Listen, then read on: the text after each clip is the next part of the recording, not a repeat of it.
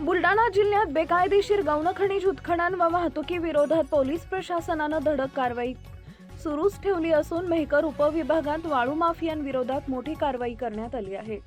मेहकर व जानेफळ पोलीस ठाण्याच्या हद्दीत करण्यात आलेल्या 2 स्वतंत्र कारवायांमध्ये एकूण 91,46,00,000 रुपयांचा मुद्देमाल जप्त करण्यात आला असून यामुळे अवैध वाळू वाहतूक करणाऱ्यांमध्ये खळबळ उडाली आहे।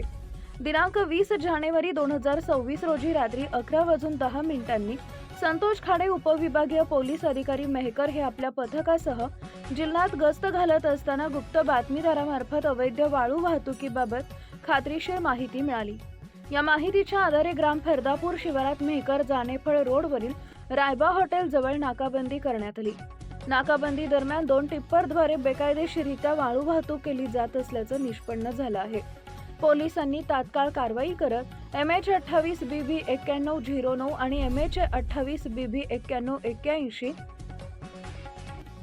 क्रमांकाचे 2 टाटा कंपनीचे टिप्पर ताब्यात घेतले। या टिप्पर मधून अंदाजे 12 ब्रास वाळू जप्त करण्यात आली आहे। तसेच आरोपींकडून 4 मोबाईल फोनही हस्तगत करण्यात आले आहेत।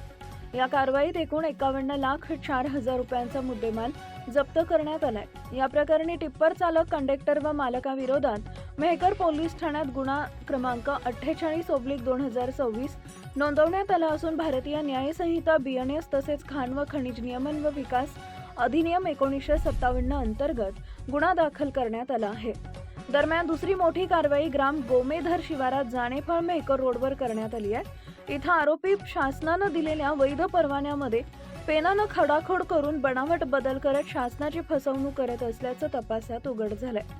पोलिसांनी MH 28 BY 5979 क्रमांकाचा टिप्पर ताब्यात घेतला असून त्यामध्ये अंदाजे 6 ब्रास वाळू जप्त करण्यात आली आहे। या कारवाईत 40,42,000 रुपयांचा मुद्देमाल जप्त करण्यात आलाय।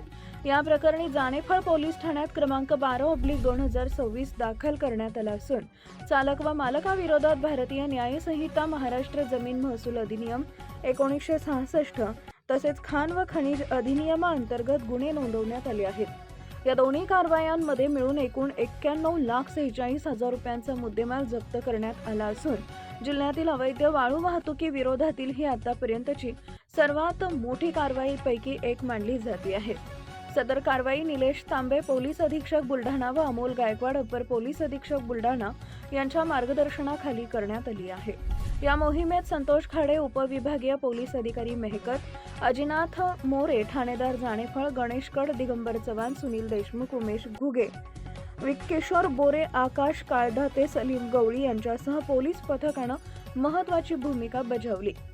अवैध वाळू उत्खनन व वाहतुकी विरोधात कठोर कारवाई सुरूच राहणार असल्याचा इशारा पोलिसांनी दिला असून शासनाची फसवणूक करणाऱ्यांवर कोणतीही दया दाखवली जाणार नाही असा स्पष्ट संदेश या ह्याच्यातून देण्यात आलेला आहे।